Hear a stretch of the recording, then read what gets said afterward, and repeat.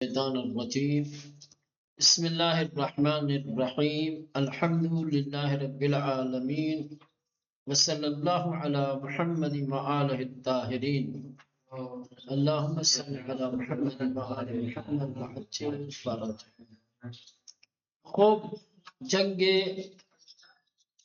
بدر کس طریقے سے واقع ہوئی، اس کے اسباب و عوامل کیا تھے، کیا وجوہات تھی، اس سے آشنا ہوئے. اب دونوں طرح کے لشکر ایک دوسرے کے آمنے سامنے ہیں. لشکر قریش ایک جانب ہے، دوسری طرف لشکر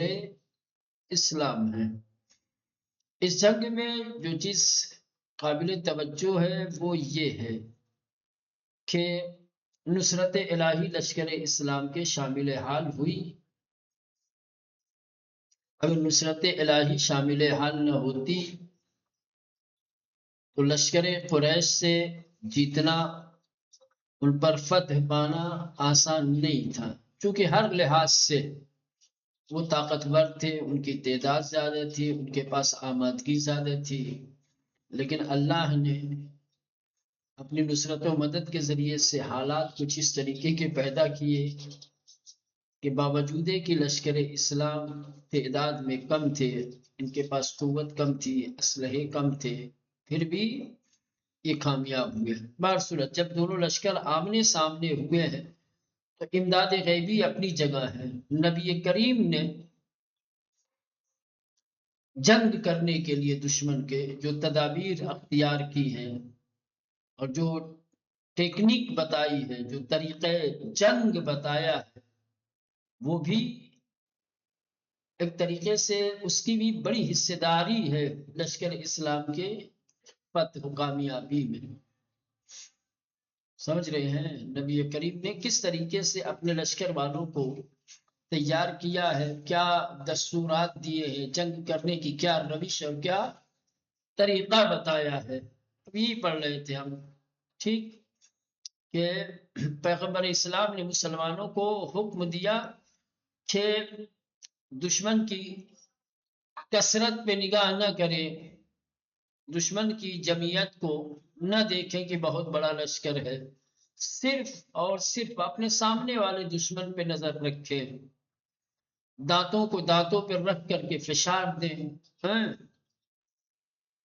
گفتگو کم کریں، بات چیت کم کریں اور خدا سے نصرت و مدد طلب کریں. ولذا فرمان پیغمبر در ہمیں حاصل نہ پیچند، اور حکم دیا نبی کریم نے کہ جو میں نے حکم دیا ہے، جو دستور دیا ہے، اس حکم اور دستور سے کسی بھی حالت میں سرپیچی نہ کریں، میرے حکم کی مخالفت نہ کریں. وہ بے پیروزی نہائی امیدوار باشیں، اور آخری کامیابی اور کامرانی کی امید رکھیں. امید رکھیں اس بات کی کہ اس جنگ کا نتیجہ ہماری کامیابی ہے، ہماری فتح ہے. پیغمبر دست بہ سوئے آسمان برداشت. ان تمام دستورات کو دینے کے بعد اللہ کے نبی نے خدا کی بارگاہ میں دعا کے لیے اپنے ہاتھوں کو بلند کیا اور وہ عرض کر، اور خدا کی بارگاہ میں عرض کی، یا ربی ان تہلک هذه کیا ہے آسائی، جی جناب، اصابہ لم تعبد. ہاں اے میرے پروردگار، اگر یہ جماعت، یہ گروہ، اگر یہ لشکر قتل کر دیا گیا، اگر یہ ہلاک ہو گیا، یعنی اشارہ لشکر اسلام کی طرف، اپنے لشکر کی طرف اشارہ کیا، خدایا یہ تیرا لشکر ہے، اگر یہ لشکر ہلاک ہو جائے گا، اگر یہ شکست کھا جائیں گے تو لم تعبد، تیری کوئی عبادت کرنے والا نہیں بچے گا. کیونکہ سامنے دشمن کا جو لشکر ہے وہ مخالف ہے، وہ سارے بت پرست ہیں، جو ایمان والے ہیں، جو تیری توحید پر اعتقاد رکھنے والے، جو تیری عبادت کرنے والے ہیں، وہ یہی لوگ ہیں. اگر یہ بھی مار دیے جائیں گے تو کون تیری عبادت کرے گا؟ ٹھیک، اگر ان گروہ کشتے شوند، اگر یہ جماعت، یہ گروہ قتل کر دی جائے گی تو کسی طرح پرستش نہ خواہد کرد، تو پھر کوئی بھی تیری عبادت کرنے والا نہیں رہ جائے گا، کوئی تیری عبادت نہیں کرے گا۔ یہ بعد بشدت بسوء لشکر قریش می وزید، شدید ہوا چل رہی تھی، طوفانی ہوا تھی، اور ہوا کا رخ بھی لشکر قریش کی جانب تھا۔ جس جانب قریش کا لشکر تھا اسی سمت، اسی جانب تیز ہوائیں چل رہی تھی، اور لشکر اسلام اس ہوا کے پیچھے دشمن پہ حملہ کر رہے تھے۔ سمجھے، یہ بھی ایک امداد غیبی ہے کہ اللہ نے اس طریقے کی ہوا چلائی کہ جس ہوا کا فشار اور دباؤ دشمن کے لشکر پہ پڑ رہا تھا، ہوا ادھر سے آ رہی، وہ سامنے آتے تھے تو دباؤ، اور لشکر اسلام پیچھے تھا، ان کے پشت پہ ہوا لگ رہی تھی تو ان کی طاقت بڑھ رہی تھی، ان کا زور بڑھ رہا تھا۔ ہواؤں کے پیچھے اگر آپ ہیں، یعنی ہوا آپ کی پشت کی جانب آ رہی ہے تو ہوا آپ کو آگے لے جائے گی، سمجھ رہے ہیں؟ اور اگر آپ ہوا کی جانب آ رہے ہو تو ہوا کا دباؤ آپ کو پیچھے لے جائے گی، سمجھ رہے ہیں؟ آپ کو طاقت لگانی پڑے گی آگے بڑھنے میں۔ تو یہ بھی ایک امداد غیبی تھی کہ ہوا اس طریقے سے چل رہی تھی کہ ہوا کا رخ دشمن کے روبرو تھا، تو ہوا کا بھی دباؤ اور فشار لشکر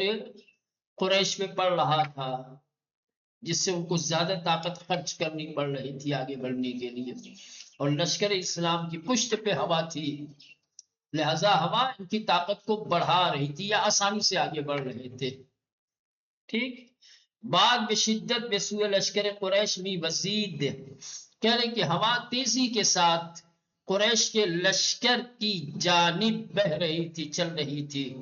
وہ مسلمانان پشت پہ بعد، اور مسلمان ہوا کی پشت بے آنہا حملے میں کردند، لشکر قریش پہ حملہ کر رہے تھے، استقامت و پائمردی و دلاوری ہائے آنہا، کہہ رہے ہیں کہ لشکر اسلام کی استقامت، ان کی ثابت قدمی، ان کی دلیری اور شجاعت قریش را در تنگنا قرار دادے بود، قریش کو دباؤ میں اور فشار میں ڈال رکھا تھا،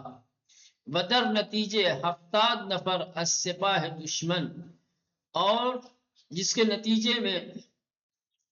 دشمن کے لشکر کے 70 افراد کہ ابو جہل درمیان آنہا بود، کہ خود ابو جہل بھی جن کے درمیان تھا،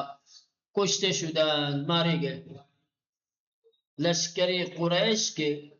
تقریباً 70 سپاہی کہ جس میں خود ابو جہل بھی شامل تھا، قتل کر دیے گئے، مار دیے گئے، بدر میدان خاک و خون غلطیدن، اور میدان میں خاک و خون میں ڈوبے ہوئے تھے، وہ 70 نفر بے دست مسلمانان اسیر گشتن، اور تقریباً 70 ہی ہے کہ 700 ہے، 70 ہو، اور تقریباً 70 افراد مسلمانوں کے ہاتھوں اسیر کیے گئے، قیدی بنا لیے گئے، ولی مسلمانان تعداد کمی کشتے بیشتر نہ داشتن، لیکن مسلمانوں کی طرف سے لشکر اسلام کے بہت کم معمولی لوگ قتل کیے گئے، دشمن کی طرف سے 70 لوگ قتل کیے گئے، 70 لوگ اسیر ہوئے، لیکن لشکر اسلام سے بہت مختصر تعداد میں بہت کم لوگ قتل ہوئے، وبإن ترتیب نخستین پیکار مسلمانان، اور اس طریقے سے مسلمانوں کی پہلی جنگ بعد دشمن نیرومند شان، ان کے طاقتور دشمن کے ساتھ با پیروزی غیر منتظری پایان گرفت۔ ایک غیر منتظرانہ کامیابی اور کامرانی کے ساتھ تمام ہوئی. یعنی مسلمانوں کو جس کامیابی کی امید نہیں تھی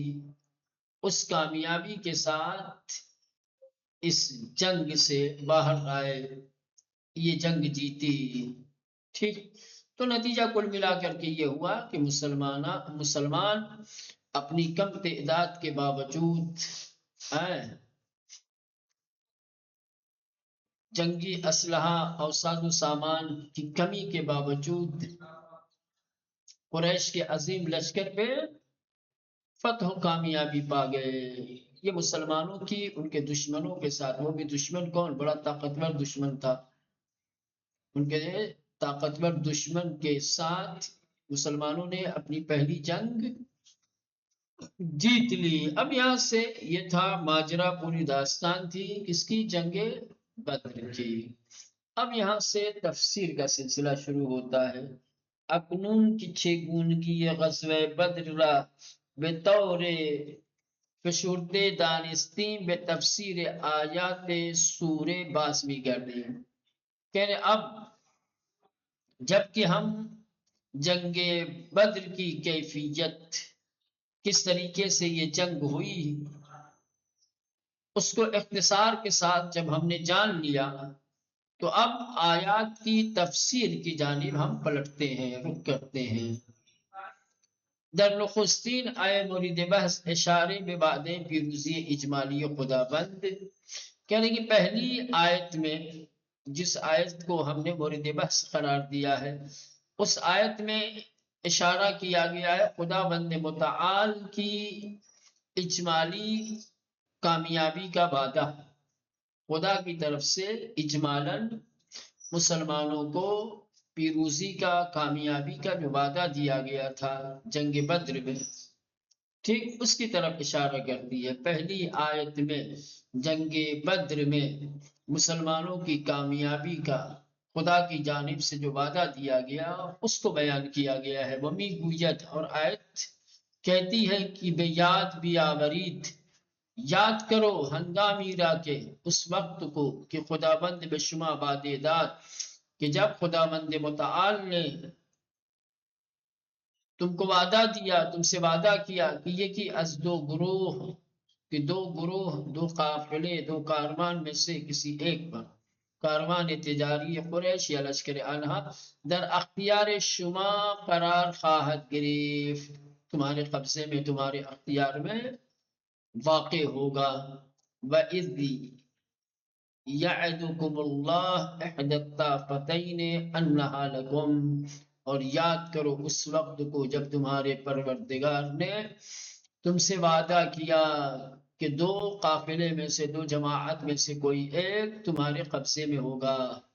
اما شما برای پرہیز از درد سرهای جنگ و تلفات و نارفتی ناشی از آن دوست می داشتید کاروان در اختیارتان قرار بگیرد. لیکن تم لوگ جنگ کی مشکلات اور جنگ میں ہونے والے نقصانات اور اس کے ذریعے سے جو مشکلات، جو پریشانیاں وجود میں آنے والی تھی، اس سے پرہیز کرنے کے لیے، اس سے بچنے کے لیے تم لوگوں نے کیا ہے، تجارتی قافلے پر حملے کو ترجیح دی، نہ کہ لشکر قریش کے ساتھ جنگ کو. ہے تم تو یہ چاہتے تھے کہ ہم تجارتی قافلے پہ حملہ کریں، لشکر قریش سے جنگ کرنے کا تمہارا کوئی ارادہ نہیں تھا. تم نہیں چاہتے تھے جوخم اٹھاؤ، تم نہیں چاہتے تھے کہ جنگ میں تمہارا نقصان ہو، تم نہیں چاہتے تھے کہ لشکر قریش کا مقابلہ کرو. تم تو چاہتے تھے کہ قریش کے تجارتی قافلے پہ حملہ کرو تاکہ آسانی کے ساتھ ان کے اموال کو مصادر، تم آسانی چاہتے تھے. اب اس کی مختلف وجہیں تھی جو اوپر گزر گئی ہیں کہ کیوں آخر لشکر اسلام، کیوں آخر جماعت مسلمین قریش کے تجارتی قافلے پہ حملہ کرنا چاہتے تھے، جنگ سے کیوں بھاگ رہے تھے، وہ تمام وجہیں پیچھے گزر چکی ہیں، خدا یاد دلانا. لیکن تم جو نہیں چاہتے تھے، ہے نا، ہم نے تم کو اسی میں مبتلا کر کے اپنی مدد کے ذریعے سے تمہیں کامیابی دی، تمہیں فتح و کامرانی سے ہمکنار کیا، وہ یاد دلا۔ اما شما برائے پرہیز از درد سرہائے جنگ، لیکن تم لوگ جنگ کے درد سر سے پرہیز کرنے کے لیے، و تلفات اور جنگ کے تلفات سے، جنگ میں نقصان سے بچنے کے لیے، ورنہ راحتیہ ناشی آسان اور جنگ کی وجہ سے جو مصیبتیں پیدا ہونے والی تھی اس سے بچنے کے لیے دوست می داشتی، تم سب یہ چاہتے تھے، پسند کرتے تھے کہ کاروان در اختیار تان قرار میں گیرا، کہ تجارتی قافلہ تمہارے قبضے میں ہو، نہ لشکر قریش، تم لشکر قریش پہ قابض ہونا نہیں چاہتے تھے۔ وَتُوَدُّونَ أَنَّ غَيْرَ ذَاتِ الشَّوْكَةِ تَكُونَ لَكُمْ، در روایات آمده است که پیامبر به آنها فرمود احدى الطائفتین لکم، اما العیر و اما النقیر، کہ عیر به معنی کارمان و نفیر به معنی لشکر است۔ روایات میں آیا ہے کہ نبی کریم نے اپنے ساتھیوں سے لشکر اسلام تھا کہ ان دو گروہ میں سے، ان دو قافلے میں سے ایک قافلہ کیا ہے، جانے والے ہیں، ایک پر تم مسلط ہو سکتے ہو، ایک پر قابض ہو سکتے ہو۔ اما العیر و اما النفیر، یا عیر یا نفیر، عیر بمعنی کارمان و نفیر بمعنی لشکر، یعنی اشارہ کیا تھا اللہ کے نبی نے، یا تو تجارتی قافلے پہ تم قابض ہوگے یا ان کے لشکر پر قریش کے، بلے ہمن طور کی در آئے ملاحظے میں کنید، لیکن جیسا کہ آپ نے دیکھا یا دیکھ رہے ہیں کہ بجائے لشکر ذات الشوکہ و بجائے کاروان غیر ذات الشوکہ تعبیر شدہ ہے، لیکن آیت کریمہ میں دیکھیں روایت میں عیر اور نفیر کہا گیا ہے، عیر یعنی تجارتی قافلہ اور نفیر یعنی لشکر قریش، لیکن آیت کریمہ میں لشکر کو ذات الشوکہ کہا گیا ہے، لشکر قریش کو ذاتی شوکہ سے تعبیر کیا گیا ہے، اور تجارتی قافلے کو غیر ذاتی شوکہ سے تعبیر کہا گیا ہے۔ ٹھیک، اب سوال یہ پیدا ہوتا ہے کہ کیوں آخر قرآن نے لشکر قریش کے لیے ذاتی شوکہ اور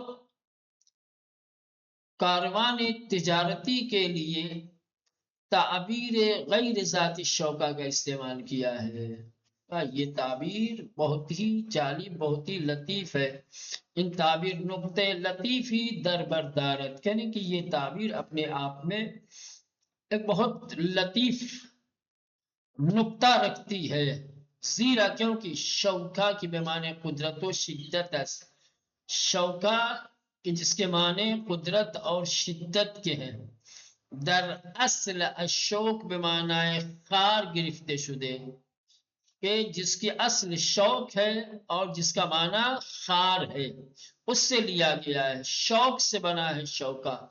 سپس بے سر نیزہائے سربازان، اس کے بعد چونکہ اس کی اصل شوک ہے، اور شوک کہتے ہیں مولانا کانٹے کو، اس کے بعد جو نیزے کی انی ہوتی ہے، سپاہیوں کے نیزے کا جو سر ہوتا ہے، جو نوک ہوتی ہے، اس کو کہا جانے لگا شوکہ، وبعد از آن، اور کچھ زمانہ گزرا، کچھ وقت گزرا تو ہر طریقے کے اسلحے کو شوکت کہا جانے لگا مولانا، ٹھیک ہے۔ وَأَزْ آنجا کی صلاح نشان قدرت و شدت ہے، اور چونکہ اسلحہ قدرت اور شدت کی علامت ہے، پہچان ہے، بہر گونے قدرت و شدت نیز شوکہ اطلاق میں شود، لہذا ہر طریقے کی قدرت، ہر طریقے کی شان و شوکت کو مولانا شوکت کہا جاتا ہے۔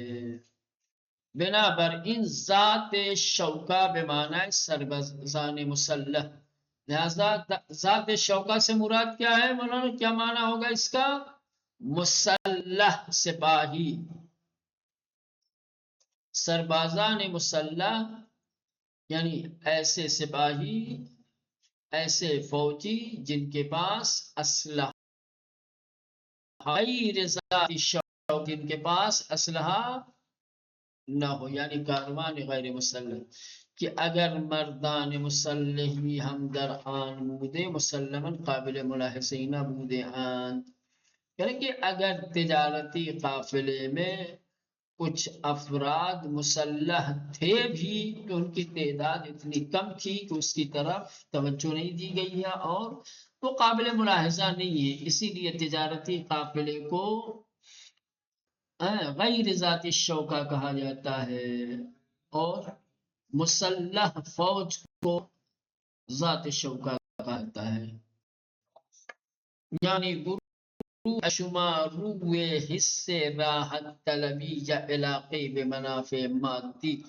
ترجیح می دادن کی بامال تجارے دشمن روبرو شوند نہ با سربازان مسلح در حالی کی پایان جنگ نشاندار صلاح و مصلحت خطیری آنها در این بود که قدرت نظامی دشمن را درهم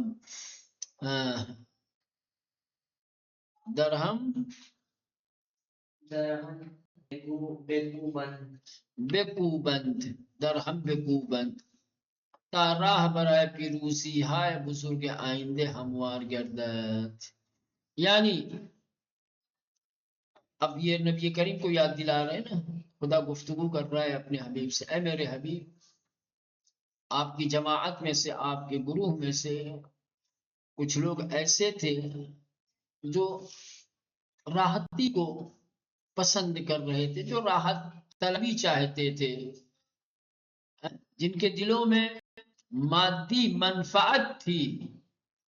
اسی وجہ سے وہ اس بات کو ترجیح دے رہے تھے کہ دشمن کے تجارتی قافلے پہ حملہ کریں، نہ کہ لشکر جو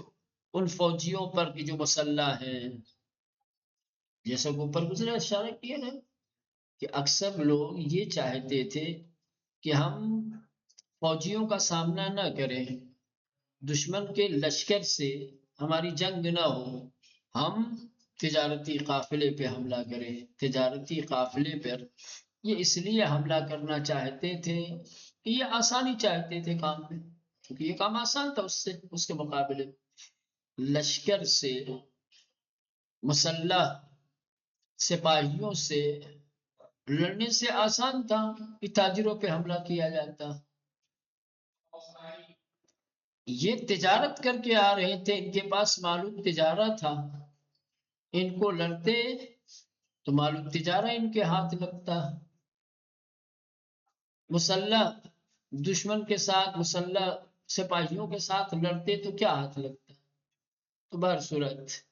خدا یاد دلا رہا ہے کہ اے میرے حبیب، مسلمانوں کی جماعت میں سے کچھ لوگ ایسے تھے جو راحت طلبی پسند کرتے تھے، جو راحت طلب تھے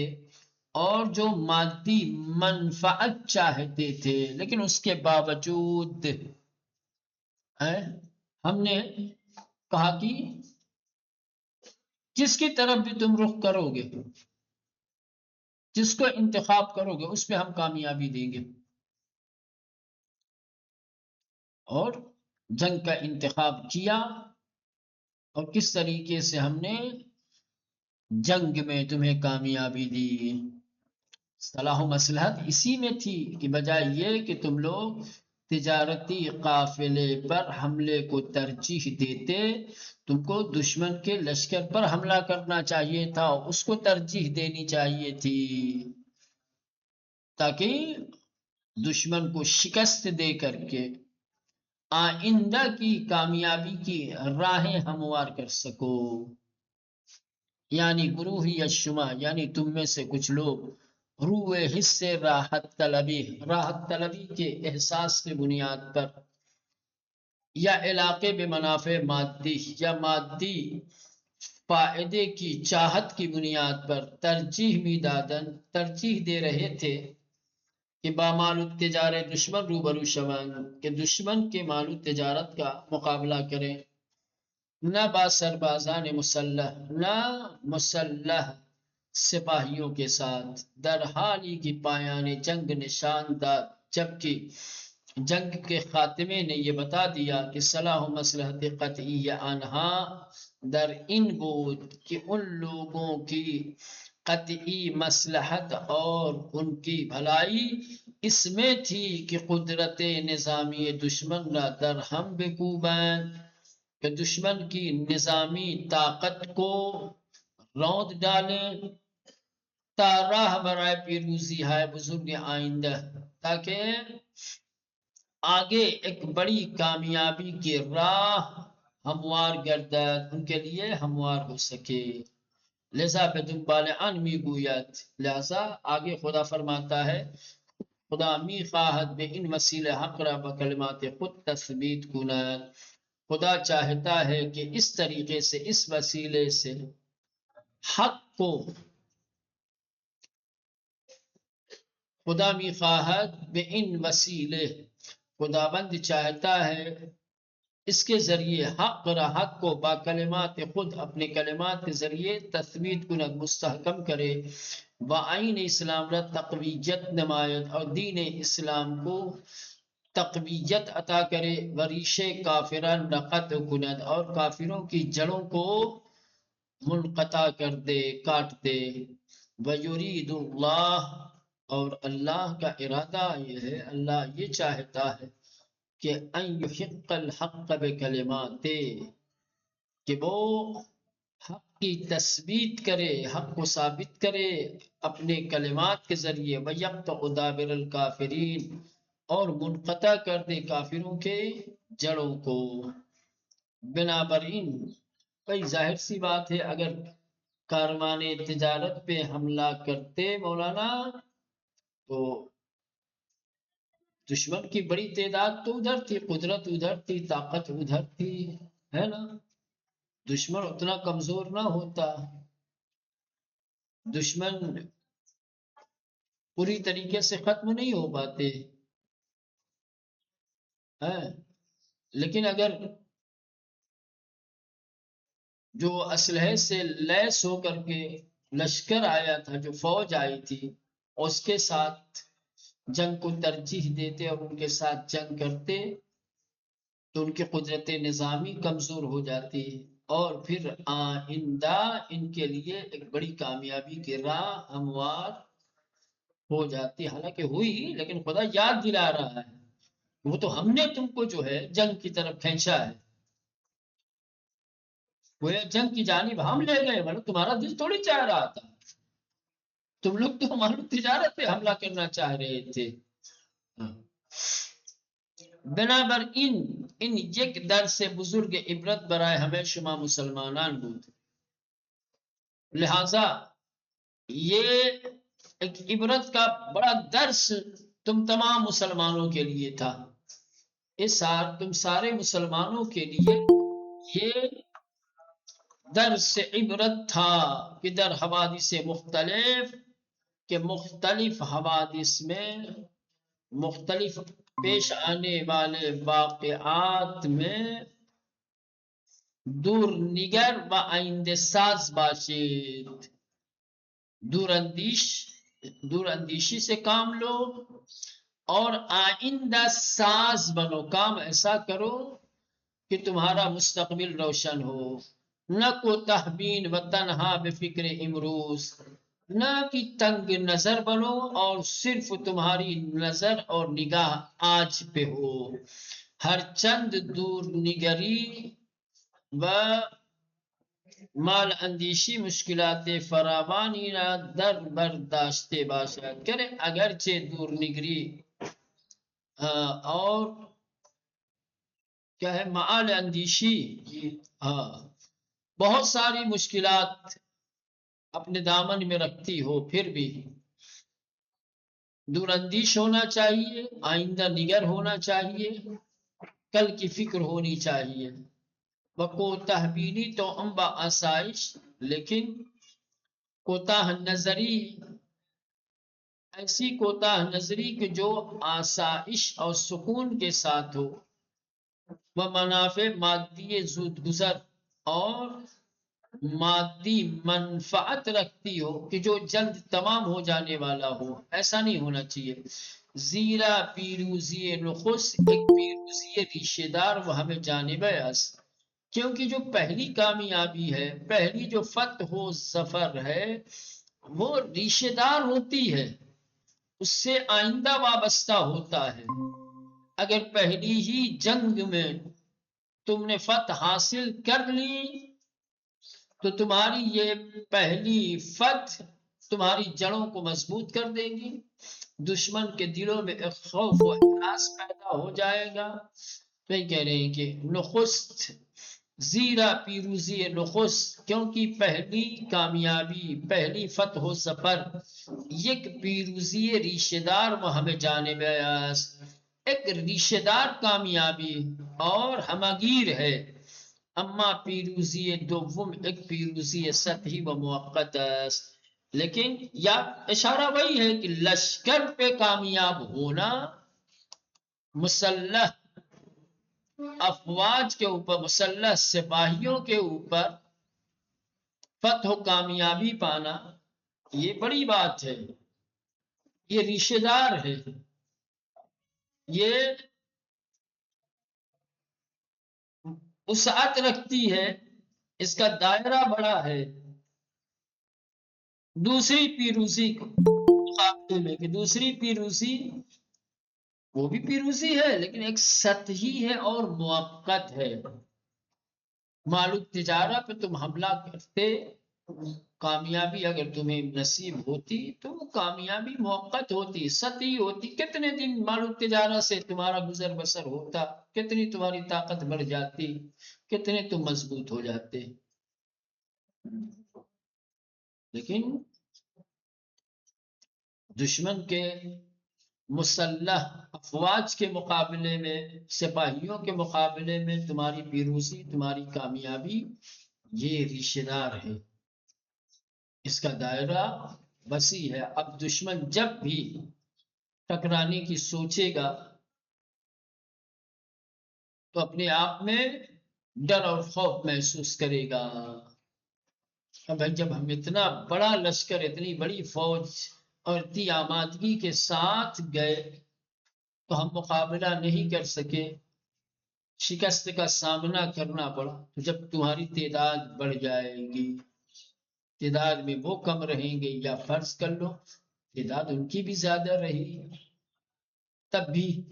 آئندہ تمہارا سامنا کرنے، تم سے لڑنے کے بارے میں 1000 بار سوچیں گے۔ یہ چلیں یہاں تک رہنے دیں۔